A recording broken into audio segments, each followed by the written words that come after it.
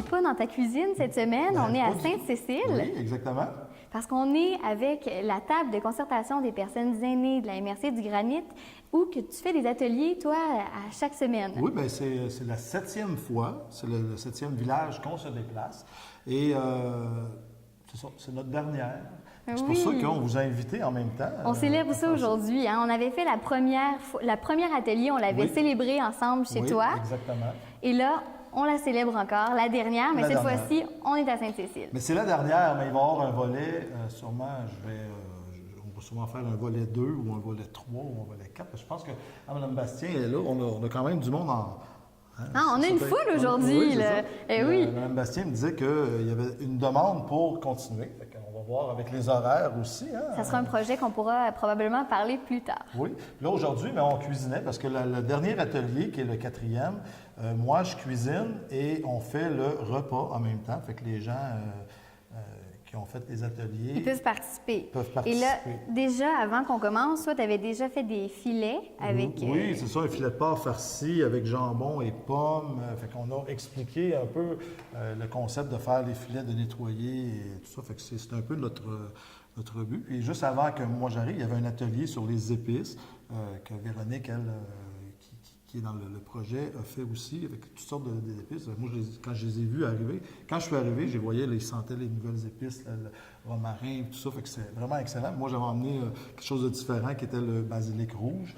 Fait qu'on a pu voir une autre chose. Et tout ça dans le but de découvrir la cuisine, de bien manger, de prendre le temps de se faire manger, puis de se rendre compte que c'est pas si compliqué. Et comme eux sont là dans les ateliers, leur slogan, je ne sais pas si on peut voir sur les tabliers, mais c'est « s'amuser en cuisinant ». Je pense que c'est un peu ce que nous autres on fait. On représente bien, c'est un peu ce que nous autres on fait.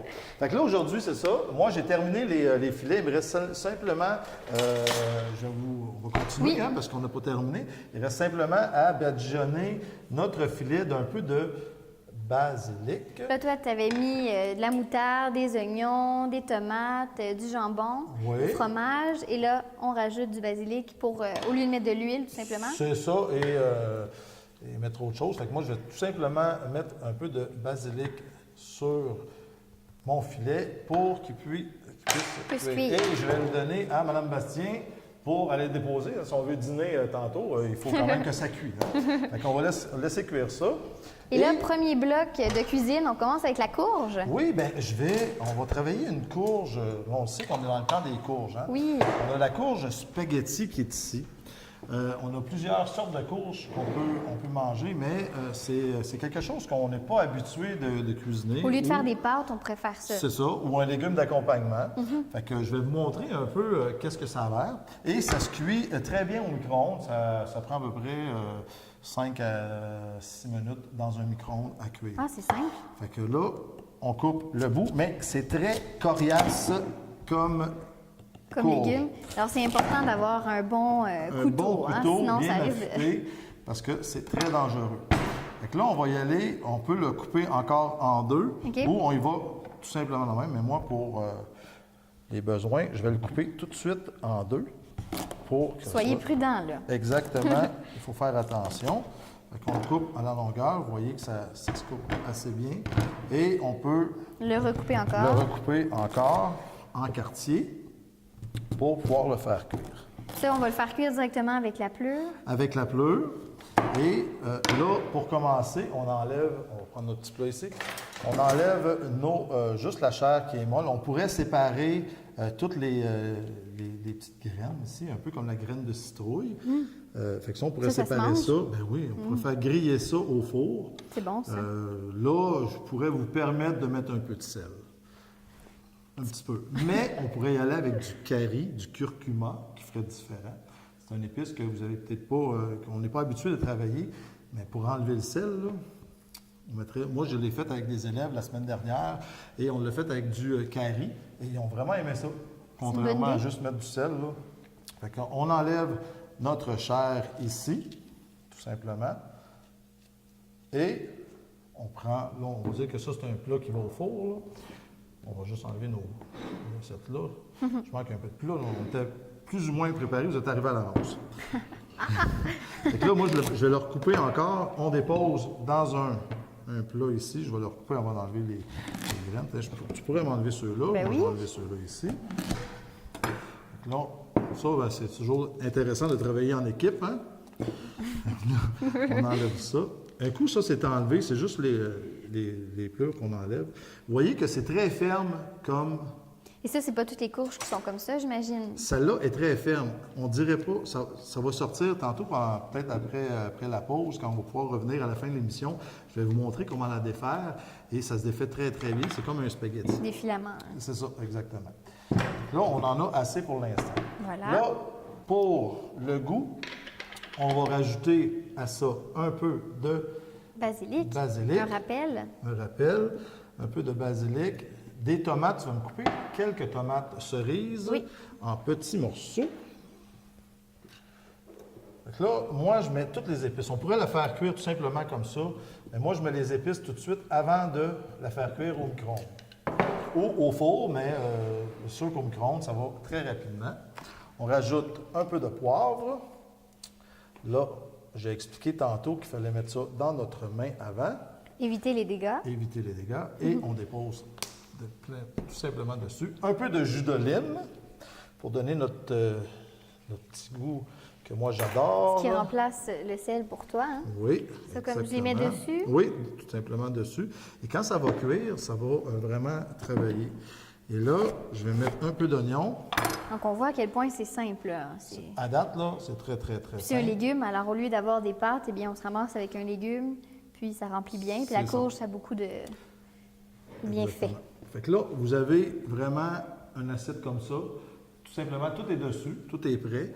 Et on enveloppe avec un papier saran wrap au micro-ondes pendant 5-6 minutes. Et vous allez voir que la chair va tout simplement être translucide. Vous allez voir qu'elle va changer de couleur. Ça va devenir un jaune, là, vraiment... Plus épais. C'est ça, plus épais. Et ça va être comme ça. Fait qu'on dépose au micro-ondes. Et pendant la pause, on va essayer de les faire cuire. Puis au retour de la pause, on termine ça et on prépare quoi? On va préparer des feuilletés avec la pâte philo, fromage et pommes. Restez là.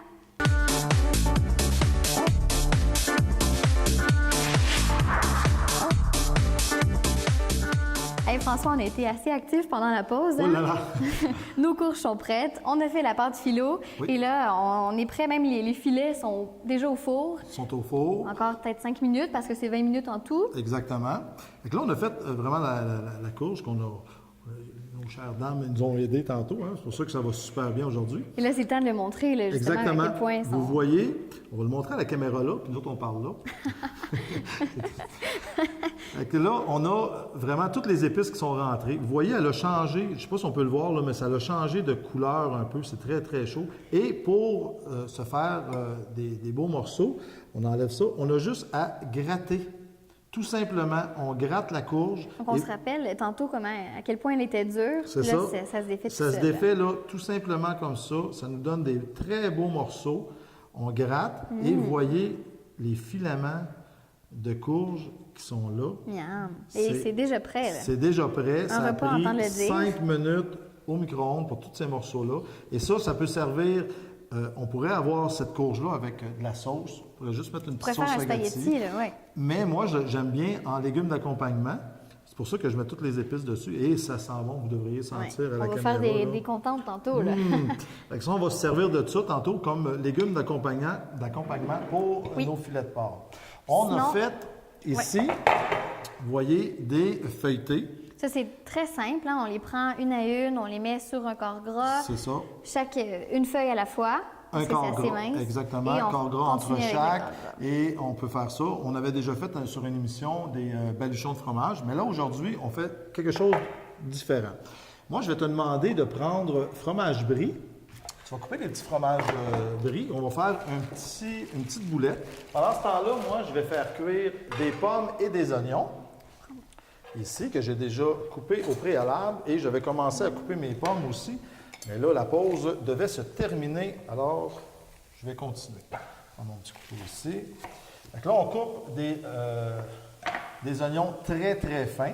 Parce que c'est quand même une petite bouchée.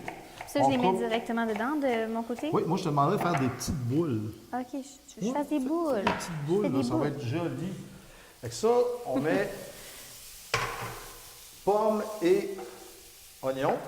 On pourrait rajouter des bleuets, on pourrait rajouter des petites framboises, hein, ça serait vraiment très, très, très bon. Un peu de sirop d'érable, ce serait excellent. Là, j'en ai pas emmené, mais je vais mettre un petit peu de vin. Donc, ça va être la différence. Donc, on fait juste chauffer ça tranquillement pour que notre pomme ramollisse un peu. Et notre feuilleté, lui, vous allez voir, je vais en défaire un, juste pour vous montrer comment ça se tient bien.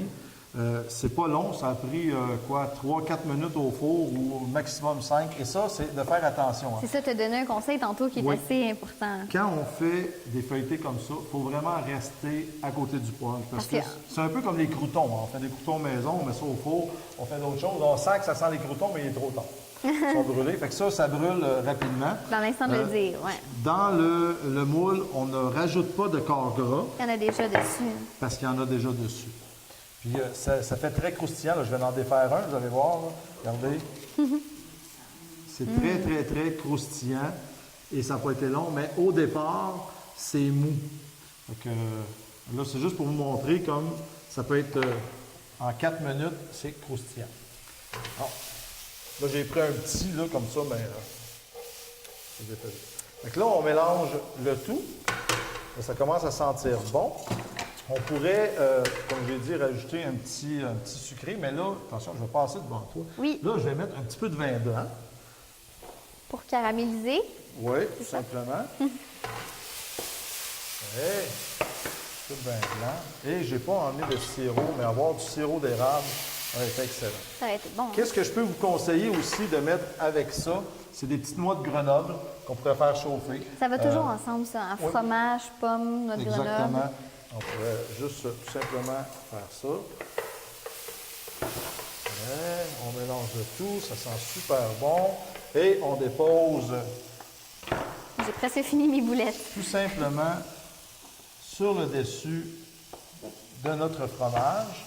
Avec un petit peu de jus, là, comme je disais, le sirop aurait fait que ça aurait coulé, ou le jus de bleuet aurait coulé. Fait qu'on dépose ça sur le dessus. Ça va faire chauffer notre fromage un peu. Ouais. Mais en prenant un brie, prenez un fromage mou. Hein. Un fromage de chèvre, c'est mou. Qui se font déjà C'est ça, plus exactement. Vite. Fait qu'on dépose sur ça.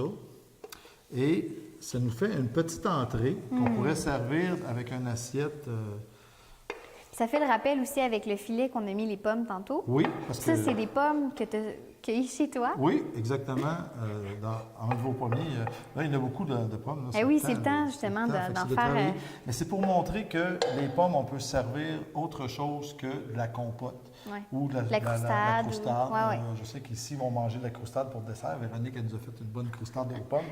Mais c'est toujours bon, c'est un classique, hein? Elle n'était pas aux pommes, celle-là? Ah, elle n'est pas aux pommes. On pourrait faire la croustade aux pommes. Mais là, pour faire différent, mais on sait qu'on est capable de faire ça. Et un filet de porc, pommes et érable, je pense qu'on l'avait déjà fait à l'émission. Hein? Ça avait été un délice. C'est ça. Fait que c'est toujours bon, marié. Allez, il m'en reste un ici. On va pouvoir faire goûter justement à nos gens tantôt. Qu'on va terminer. Fait que c'est ça. Moi, j'aimerais remercier Mme Bastien, Véronique et toute l'équipe là, de nous avoir permis justement de faire ces ateliers avec le monde. Oui. C'est la 7e. C'était un beau moment. Hein? Oui, c'était un beau moment. On espère que ça va se répéter. Fait qu'on se donne un rendez-vous pour les prochaines. Puis n'oubliez pas que c'est important de s'amuser en cuisinant. C'est ça, oui. Et aussi, François, le 17 octobre, on en a parlé la semaine dernière, mais là, tu dois avoir hâte. Là, tu dois te ronger les ongles avec le 17 octobre. Hein? Le 17 octobre, on rouvre le restaurant, pas le voilier, mais le restaurant au centre sportif. Fait qu'il va être ouvert de 11h, je vais enlever ça de là. Il va être ouvert de 11h à 14h, à tous les jours pour le dîner. On va faire des repas spéciaux. On va faire vraiment... Je sais que toi, tu as un petit côté asiatique que tu aimerais qu'on fasse. Refoulé, là, que j'ai hâte de... Fait qu'on va avoir justement des bonnes tables comme ça, des repas santé. Fait que c'est ouvert à tout le monde. Et on a bien hâte. Fait que le 17 octobre, soyez là. On commence au centre sportif pour le restaurant. Hey, super. Et aussi une autre nouveauté, François. Oui. Si vous voulez aller voir les chroniques, quelques chroniques qui seront diffusées nouvellement sur la page Facebook. Donc, vous allez sur Action TV et vous allez pouvoir voir les meilleures chroniques de la semaine. Et aussi, si vous voulez m'écrire des commentaires, bon, vous savez, vous avez notre adresse courriel, mais vous pouvez aussi désormais le faire via Twitter, donc à Natacha Lavigne sur Twitter. Ça veut dire qu'on va voir les recettes sur Internet? Oui. Merveilleux. On va pouvoir toutes les... tellement une demande sur ça.